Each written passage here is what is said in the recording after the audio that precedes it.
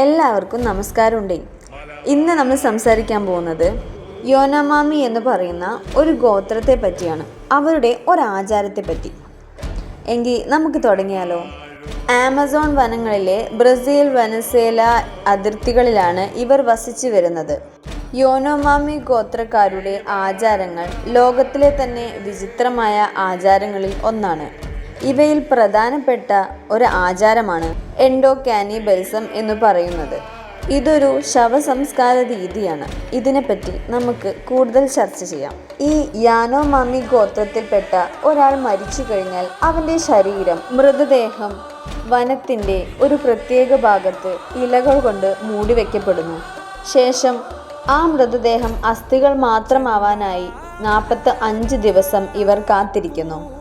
ഈ 45 ദിവസങ്ങൾക്ക് ശേഷം ഈ അസ്ഥികൾ ഇവർ വാരിയെടുത്ത് പ്രത്യേകം തയ്യാറാക്കപ്പെട്ട ചിതയിലിട്ട് എരിക്കുന്നു. അങ്ങനെ ലഭിക്കുന്ന ചാരം മണിയോക്ക് എന്ന ചെടിയുടെ സൂപ്പിൽ കലർത്തി മരിച്ച വ്യക്തിയുടെ ബന്ധുക്കളും ഗ്രാമവാസികളും ചേർന്ന് കുടിക്കുന്നു. നമ്മുടെ കാഴ്ചപ്പാടിൽ ഈ ഒരു കാര്യം ഭയാനകമായി തോന്നുന്നുവെങ്കിലും യാനോമാമി ജനതയ്ക്ക് ഇത് സ്നേഹത്തിൻ്റെയും ആത്മീയതയുടെയും അടയാളമാണ്. ഇതിന് പിന്നിൽ ഇവരുടെ ചില വിശ്വാസങ്ങളുമുണ്ട്. മരിച്ച വ്യക്തിയുടെ ശരീരം മുഴുവനുമായി ദഹിപ്പിച്ചില്ലെങ്കിൽ ജീവിച്ചിരിക്കുന്നവർക്ക് അത് ദോഷമാണെന്ന് ഇവർ കരുതപ്പെടുന്നുണ്ട്. അതുമാത്രമല്ല, വിട പറഞ്ഞു പോയവരുടെ ശരീരം മണ്ണിൽ അലിഞ്ഞു ചേരാൻ അവർ ആഗ്രഹിക്കുന്നില്ല. അവരുടെ ശരീരം ഇവരിങ്ങനെ കഴിക്കുന്നത് മൂലം ഇവരുടെ ശരീരത്തിൽ അവർ ജീവിക്കുമെന്നെല്ലാമാണ് ഈ ഒരു ഗോത്രത്തിൻ്റെ വിശ്വാസം. പൂർവികരുടെ കരുത്തും ശക്തിയും ബുദ്ധിയും ഇതിലൂടെ മറ്റു തലമുറകൾക്കും ലഭിക്കുന്നു എന്നാണ് ഇവരുടെ കൂടുതൽ കണ്ടുപിടുത്തം. ഇതിൽ മറ്റൊരു കാര്യം കൂടെയുണ്ട്. ഇനി ഈ